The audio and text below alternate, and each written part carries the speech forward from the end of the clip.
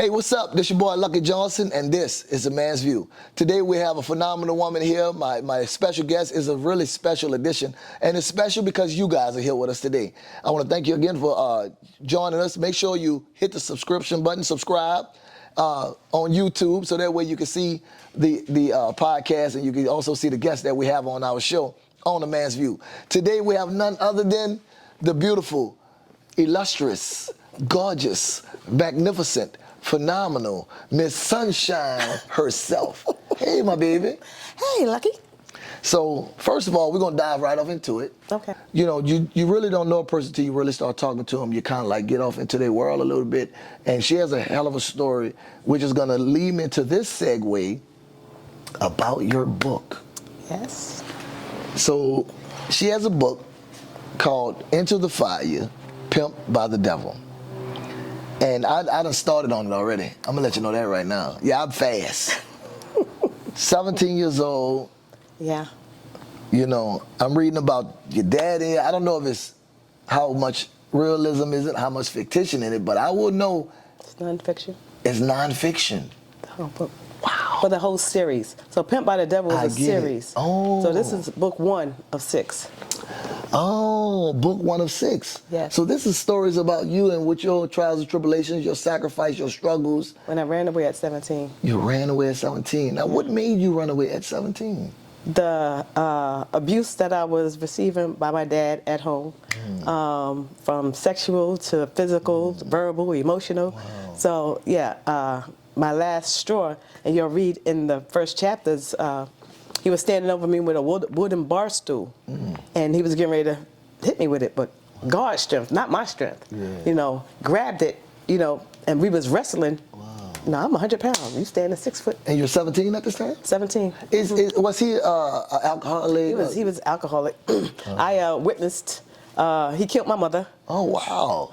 I witnessed her death at 5 years old, and it was definitely of the devil, because that was the love of his life, and because lies was told, and he drove back from California in a fit of rage. In a fit of rage the whole time. Drunk, and and killed her. your mother. Yeah. I'm so sorry to hear that. That's so tragic and unfortunate. And I appreciate your bravery for telling that here on the podcast, because so many people in society need to hear that and need to know that you need to escape any type of abuse. Yeah. Verbal, physical, any level of abuse is not safe. Nope. It's not healthy. Nope. And it's extremely not fair for anybody, male or female, to go through any type of abuse. So I take my hat off and I applaud you for allowing us to hear that, and I thank you. Tell us more about your journey being, I guess, homeless at 17, out on the street in New York. In New York. Learning these characters, because I'm reading in your book, the grimy. Oh, they definitely grimy. Well, you know? Not everybody is grimy, but you know, you have your grimy characters. And so at 17, I was always sheltered, and I did not have the opportunity to even experience anything really in the street. And so the crazy thing is, when I ran away from home, I actually ran away to someone who I thought was going to be my savior. Yes. Look, I realized I only have one savior. But I ran to this gentleman, and he turned out to be a complete nightmare. And so he had me beat up because he said that I went to sleep with his cousin. But You were not 17 at the time? 17, yep. And actually his cousin raped me because it was a shootout. I didn't know where to go. And he found me and took me. So it's like a. So I went from one bad situation to another bad situation to another bad situation. But what I realized, because this has been therapy for me. And so what I realized was that. Oops, did I mess that up? That's okay. Oh, okay. Yeah. All right. I'm gonna try to convince my VIP to leave it on the table. I don't think we really need it pinned on us. Oh, okay. But it's okay. Yes. All right. I'm trying to convince my VIPy. But continue, I apologize. Oh, that's okay. But I realized, like I said, it was therapy for me, because as I'm going through it, I realized each situation that I got into, because I was running. Why? Because I was afraid. So I was making fear-based, I call them devil-led decisions, from one situation to the next situation to the next situation. It's amazing when you don't know what to do, then you end up just doing anything that's suggested in your mind. Well, go do this, go here, see here. And I'm just like, oh my God, Lord, I didn't have you in my life at the time. No, because I didn't grow up in church. And so I didn't, matter of fact, I was mad at God because I was like, no, you caused my mother to die. So I was angry at God, but that's all the suggestions of the enemy that was planted in my mind. Oh, he doesn't love you. Your dad is this and that. And so it was just, not to mention, he was quoting scriptures out the Bible, when he was doing all these things to me. And so I didn't trust the Bible. I didn't trust God. And so the devil was having his way with me. And so that's why the title is Into the Fire. Because it's basically, I went from the frying pan into the fire, from one situation to the next situation to the next. And so as you go into the series, it's going to get deeper. Wow. And it's not dressed up. God wanted me to be unapologetically raw. I'm free from people. I'm free from what people may think of me. Wow. Things happen to people. We make bonehead decisions, but you live and you learn. And so it's very raw, and it's out there. It's something, because I can see and hear the healing in you, because you're saying it so freely and so openly, to whereas most people went in a dark room and killed themselves because of this journey that you've experienced. There's so many people in the world that is like that. You know what I mean? That has been through what you've been through. Yeah. And I'm just so grateful and honored that you are expressing it to the rest of the world, for that matter, because in my opinion, it has to be told. In my opinion, I think it's necessary for people who are maybe experiencing it right now.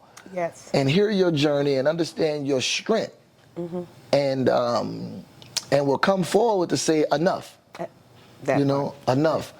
How long, from 17 to what age, till at some point you said, this is too much? So I was pretty much out on the street from 17 to, I had my son at 19. So roughly about 20, 21 is when I was like, enough of that situation. Because as the series goes on, so my son's father was a pimp. And so that's a whole nother, So the second book is going to be called Broken Hearted. So wait a minute. Your son's father is a pimp. Oh, yeah. Is it safe to say you was one of his women? Oh, yeah. I was on the street from pretty much, because he got me real early. So I was on the street from 17 to 19, almost 20. Now, this is your first child? Yeah. Okay, got it. Yeah. I only have one. Oh, okay. Well, that's good. So now your pimp gets you pregnant. You have a baby. Is he fatherly, or is he still pimpish? Oh, he's still very much pimpish. That's just a part of the game. As a matter of fact, he didn't want the baby. He didn't realize I was even pregnant. I got you. I just happened to go, because he was like, go get some birth control pills. I was like, okay. Too late. It was too late. And when I came back to tell him, of course, there was another woman there at the house. I'm just like, I'm trying to tell you, that's all right. And so I left. And the next time he see me, he was like, what's that? I said, oh, well. By the way, I was pregnant. I was trying to tell you, but you had Susan May ass laid up in there. Wow. Yeah. I would never foresee these stories had they not come from you. How the world say the horse's mouth. Because people bottle this stuff up and they just don't talk about it. No. The world is so judgmental. Oh my God. The world is so judgmental. Like, nobody goes through nothing. Yeah. It's not that. It's just that they keep it suppressed and they hide it. And but it comes out in other ways. Yes, it does. Abuse, from being overeating, drinking, drugging, sexing, all of these things. Yeah. Because at one point, because of that lifestyle and how sex was introduced to me from an abusive place, I became an addict. Right. And being out there in the streets, so it was a sex addict. Yeah. Respect. And so that's I understand. It happens. And I say this to you because my minor in college is psychology, sociology. I would have been a therapist.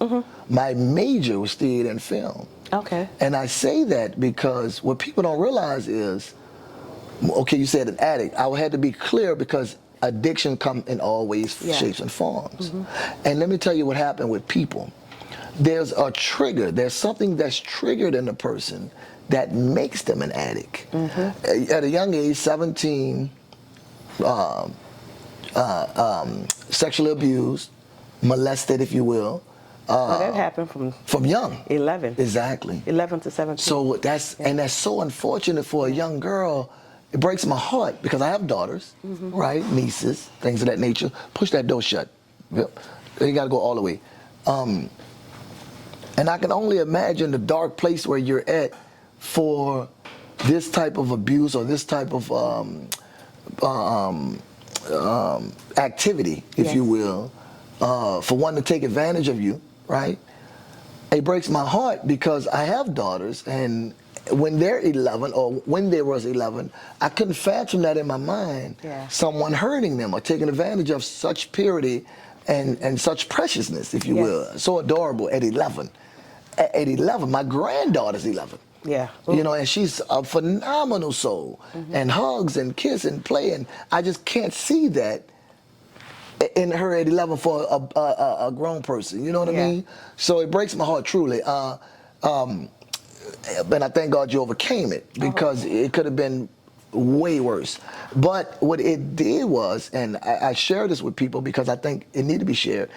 Once it's triggered, then that addiction is, I'm going to go and try and just sleep with whoever I can sleep with, whenever I can sleep with them, wherever I want to sleep with them. It don't matter. It's just a thing. It's a thing. It's just a thing. You get off on what you're doing, but they're hitting a trigger. It's a trigger because something's triggered. Yeah. I always make this joke. It's the funniest joke to me in the world. I do stand-up comedy. And I have a buddy of mine. I use this as a joke. It's so funny. I say, a woman done licked his ass because he's gone crazy. So in your ass, there's a trigger that has been triggered, and I do this, and I go, and the tongue go. It's the funniest joke to me ever, and it go, and so he goes crazy, and he wanting to fuss and fight with these women because they done went. So I say to him, stop letting the fucking women lick your ass and go, and you won't have to beat their ass because they triggering something. Yeah. Because his mind is saying you must be somewhere else, and bitch, come home. You know. Yeah. And I joke with him, but I be trying to make it light so he can understand what his trigger is. Yeah. So, and I don't know if that's for sure or not, but something is triggering him. It's a trigger. To fight these women and to be abusive to these women and show so much hate and disdain for these God-given blessings to us. Because a man can't come, nobody rather, I'm sorry, can come to the planet but through a woman. Yes. You know? So, bring us through a little bit of, you're 17, you was 11. You're 17, you had a baby with a pimp, you're coming out of that now, and you're kind of like more or less finding yourself. I'm gonna tell you what Malcolm X said. Malcolm X said an ex-hooker, ex-prostitute, whatever, is the best woman, the best wife ever. This is in Alex Haley's book, Malcolm X. This is inside the book, because she done so much in the streets. She know how to please the man, and she know how to cherish and take care of the man, and you know, it's because she's done so much in that particular capacity, where the man, every man, let me tell you something, every man wants his woman to be not in real life a stripper or a hooker or a prostitute, but just have that tendency. At home. Every man. Everybody want to freak. Every man wanted to come hang from the ceiling fan, and oh my goodness, every man wants that, you know? So, but for you coming out of that state, and becoming the person you are now, which I commend you for it, because, and I thank you once again for your bravery talking about it on the show. What brought you out of such a state? What made you say, you know what, enough of the streets, enough of the taking advantage of, enough of the abuse, I'm gonna stand planted on my ground, because you're a little bitty person. You ain't nothing but a $105 soaking wet. I have to let you know that I am now 129. Ooh-wee. All right, 129. Indeed, indeed. How did you find the courage? How did you find the strength to pull yourself out of that? Well, if I have to be honest, I did none of this of my own strength. Indeed. I actually didn't get delivered from the old me until I hit 40. Wow. And that was when I moved here to Atlanta. Gotcha. And a young lady, God bless, she's no longer here, but she's the one that introduced me to my church at World Changes Church International. Okay. And so what happened was she took me to, they had what we called the Bondage Breakers, which was a substance abuse group, because I was addicted to what? The painkillers. Yeah. And so, you know, man's medicine is interesting. You know, they talk about other drugs, but man's medicine is interesting. So I had a car accident, and I had to get surgery.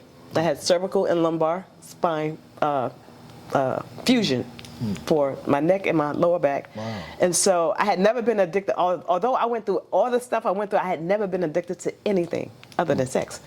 So when I had the painkillers, the Vicodin, the hydrocodone, the Percocets, you know, they gave you that, you know, to get you through the pain. But my body had gotten addicted to it. And so I was addicted to those drugs for 4 years. In addition to me going to see a psychotherapist and a psychiatrist. And so I had that cocktail of drugs that I was in. Geodon, Lamictal, Paxil, something else. Whatever it is. But it was a bunch of drugs that I was addicted to. And so she took me to the church, to this group, and she was like, her name is Dr. Miller. She said, "Girl," she said, "Are you tired?" And I was like, "Yes, I'm tired." She said, "Hold your hands up." And so, you know, I put my hands up, and they circled around me in this group, you know, and they praying in the spirit, you know, everyone's just around me praying. Of course, this is foreign to me because I'm like, what are they saying? What are they doing? Because they praying in the spirit, speaking in tongues. And I'm just like, okay. And my hands is up, and she was praying. She touched my forehead. Oop, I hit the floor. You know, I always thought it was, I was like, please, Yeah. But that actually, and so I was laying there, and by the time I got up off the floor, like, it was just, I just felt a change. I couldn't tell you what it was. Understand. The Holy Spirit. The Holy Spirit. That's right, the Holy Spirit. But I had changed.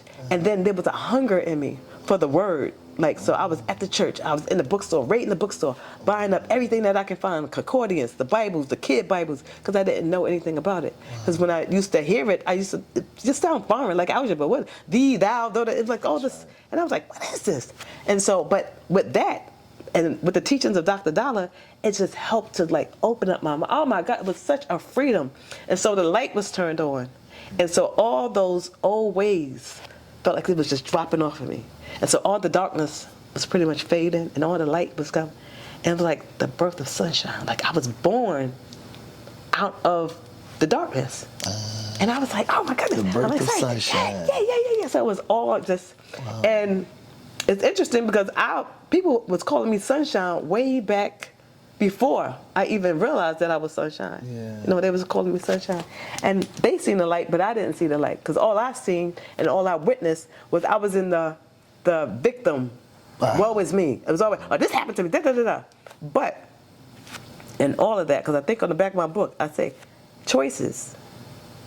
Every choice I made, that's what I'm saying, it was therapy for me. Because every choice that I chose, I chose to run away instead of going to the cops. Right. Because when I went to the cops before, they didn't help me. So in my mind, I was like, well, they ain't gonna help you. They go to the devil. Yep. So go run here. Go to this man. Okay. Well, go here and do this. All right. Well, get to this man. Leave the group home with a man you don't even know. Wow. Because you think that he's gonna protect you. Because now you think your father's gonna come find you here. So everything was fear based. Yeah. And so I was always running. Not thinking, but I was making these choices. So I had to take ownership and forgive myself for all the choices that I made based off of fear, because I was afraid. You know, and when you're afraid, you live in that fear. You live in that fear and you make bad decisions. You don't realize that they're bad at the time, but they're horrible decisions. I just thank God for you because they could have killed you. I've experienced so many stories and people saying that person got raped and they killed them, or they it's so dangerous. It's so dangerous because men, even in a demonic state, will be choking a woman and want to be dominant and just hurt women. Yeah. You know, like they just see them as a nothing, like a piece of meat or whatever. Yeah, you know? that's it. Yeah. And that's it. You know what I mean? Yeah. Wow. You definitely, you into the fire, but you came out like a. Oh, let out the smell of smoke. Goodness. Yes, for sure. The smoke. All the Queens men. Hello. Shameless plug. Man, shouts out to you, man. Yeah. So you fought a hell of a fight, and you're still a fighter. And I'm still a fighter. And you still and like I said, when I met you, you was a ray of light. Sunshine is definitely your name. I noticed yellow is the color from now on. That's it. That's it. You know, that's it. Everything in the closet is yellow. I'm sure of it. Everything. Yes. And it all makes sense because after the darkness is sunshine. Yes, sunshine. You know, and after the rain or after the storm that you've weathered, God has built you tremendously strong. Tremendously strong. It reminded me of a parable in the Bible when they brought the lady to Jesus and said she was with 4 or 5 different husbands and she was a prostitute. And he said he without sin cast the first stone. And nobody had a stone to cast. No. You know, we as a people are so judgmental, and even especially men. Because they'll take that story and they'll hear that story and they'll think they can advance on you from that story. They'll think they can take advantage of said story, remembering when, not realizing you're a new creature in Christ or you're a new creature in life and you're a new person. And I love men, not no homo, no diddy, but we so goddamn stupid. You know, I had to say the no diddy part. That's the new thing. We're so stupid because we'll take that information and weaponize it, and use it later to see if we can advance or touch or create an opportunity. Instead of just being genuine, and men, I hope you're listening. You have to take women's story and from what they've experienced and start them anew from when you meet them or when they're dating or they're talking. Because if you take the stories for a grain of salt, then you're not gonna appreciate or approach the woman in realness, you know, in authenticity. You're gonna create it with a motive. You know, I wonder if I can. I heard she was a sex addict. I wonder if I can. No, don't do that. And I'm saying that to our viewing audience because you're gonna meet somebody who's gonna tell you a story, and even women with men. A man may tell a woman a story about an abusive mom or verbally saying, "You ain't gonna be shit. You remind me of your daddy." Or a shortcoming he may have, and she'll weaponize that later against him. You know, and I think that's so unfair and so unfortunate for a lot of people in groups because you got to take Sunshine, for instance, of who Sunshine is now. Now who she was then is irrelevant. It totally does not matter. It's who she is now and what she can contribute to your life now on any level, a business, relationship, sisterhood, auntiehood, whatever. You know, you have to do that now. You know what I mean? Take this. Tell them I'm here and I'm on a podcast. Sorry about that. We're gonna have to edit this part out. Tell them I'm here on the podcast. Answer, Vip. Yeah, I'm sorry about that. No, that's so fine. you don't be loud, Vip. Talk low. Go in the office. We're gonna edit this part. So with what you just said, no, you're good. Because that's where the struggle becomes. Because at the end of the day, I am a very strong woman. Yes. But a lot of men can't handle strong women. And they have a tendency to try to break them down or make them feel some kind of way and try to, just beat them down with words, and it's just like, you know what? I'll be better by myself. Lord, I'll wait for you. And so, from in the man's world, a man's view, a man's view, how do strong women, would you say, deal with that? So, and hence the name of the show, A Man's View. So, unfortunately for men, a strong woman needs a strong man so that they can have strong relationship and strong endeavors in the earth, right? Unfortunately, the strong woman meets a weak man. And what makes him weak is because he can't handle her strength. Now, you have testosterone and you have feminism. Okay, so I'll use this analogy, if you will. When a woman testosterone raises, then the man have to find his feminism a little bit so that they can meet. If he's too masculine, if she's too masculine, then he's masculine. They're gonna collide. His masculinity and her feminism meets, so everything is good. Right? Now, it can reverse. Yeah. If she's feeling masculine that day, he just have to find his feminism. It doesn't make him gay or soft or weak. It just makes him compromise so the relationship can have a evenly yoked, or a peace. Yes. Because she may find masculinity that day, testosterone. Women are driven by hormone. Men are driven by testosterone. So when a woman, you hear this analogy, girl, you ain't crazy, you need some dick. Her hormones are raging. But she's always going through a hormonal event. It could be a menstrual cycle. It could be menopause. Yeah. It could be depression. Yeah. It could be several things could be going on with a woman that a man will never experience, like a menstrual cycle.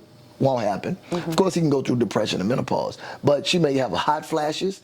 She may feel, jittery. I feel tingly down there. I need a little itch. Need to scratch me. Where's my rose? Hit the goddamn, give me some batteries. Let me get this off me, And so from a man's view, that's true. That's what happens. Yes. And that's the importance of the show, and also having women on the show, because a woman cannot think like a man, and a man cannot think like a woman, even if he's a gay man or she's a lesbian woman. It's irrelevant. No. The hormone, the chromosome won't allow it. The chromosome won't allow it. So when she's talking to the man, if he is a man of firm belief, high education, and a clairvoyant as far as what can be, he'll humble himself, especially if she's making sense. Sometimes the woman don't make sense. She's just yapping. She sound like, hey, what's up? This is Lucky Johnson. Be sure to get When a Woman Love. The book is out now on Amazon. You can purchase it right now at Amazon.com. Just search When a Woman Loves.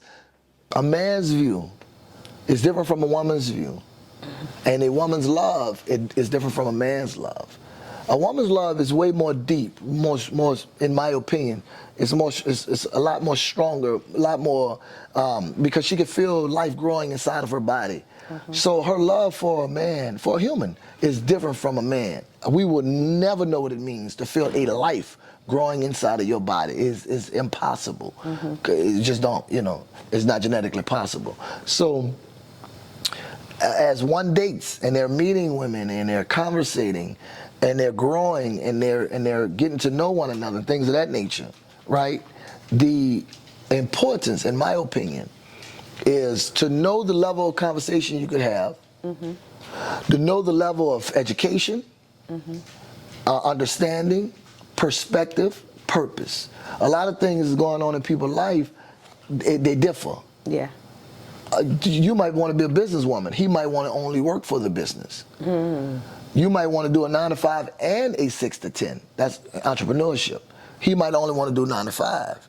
Everybody's scenario is different. Your life may be, like for me, for instance, my life is I'm in a different world. I'm in a different space. I don't live a regular life. Exactly. I don't. Right now, I can grab a bag and go to the airport and just leave. If you're in a super committed relationship, you can't do that. Nope. You have to consult with the spouse. You got to let them know, hey, next week I'm going to be leaving. Let's make preparation. You do this, I do this. I don't have to do that. I just grab my bag and I'm out of there. Yeah. Everybody's situation is different. You know what I mean? So I appreciate you. I appreciate your time. I appreciate your bravery, your honesty. Just be sure to, keep that advice and that energy for young people to see, young ladies especially, who they're going through something. We just don't know because we're not there. When you was going through what you was going through at 11, and 17, and 19, and so forth and so on with your son's father who was used to be a pimp, and then these guys want to come around and they'll say something stupid, and I ain't gonna say no name, but they'll be like, I'm an ex-pimp. They don't realize what they're saying to you. And we have a mutual friend who think he was an ex-pimp. And would you say that stupid ass shit? Yeah. She don't want to be with an ex-pimp, new pimp, old pimp, no pimp. That's why the shit's called pimp by the club. That shit's stupid. So I'm like, why would you say that in your brain to say, like, that's cool? Yeah. It's not. You know, who you are today is way more important than who you were back then. Yeah. You know? So, but we close you with New Black Wall Street. Go see my girl Sunshine. She's in there. She got the Dream Cream. Which we will be collaborating. You know I'm about to say it. I think we're gonna partner with the Dream Cream, which is what's the word I use? Vegan based. Vegan, yes. It's vegan based. Yes.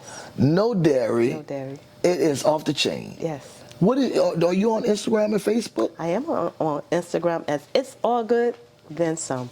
It's All Good and Then Some. Yes. On Instagram and Facebook? Yep. Y'all be sure to go to in Stonecrest, Yep. Georgia, Stonecrest. to the New Black Wall Street. Holler at my girl Sunshine. If you're in the Georgia area, pull up on the Dream Cream. I'm gonna be collaborating with her soon. We done made a pact. We done shook hands. Now this mean business now. Mean business. You shake hands on camera now with me business. We business. I've partnered with the Dream Cream Yeah. to bring my expertise, my marketing strategy, and my knowledge Yes. to what she's already done, what she's already built, which is phenomenal. Sit down, boss. Yeah. And sit down. God dog, it messing up my thing. So, Sit down. Yes. Go and get out of here. I can keep going? All right, thank you, Vip. Lucky Johnson and Sunshine presents. Lucky Johnson and Sunshine presents Bounce Snacks Dream Cream. Hey man, listen, that's our time. Y'all be sure to go get the book. Make sure y'all pick it up.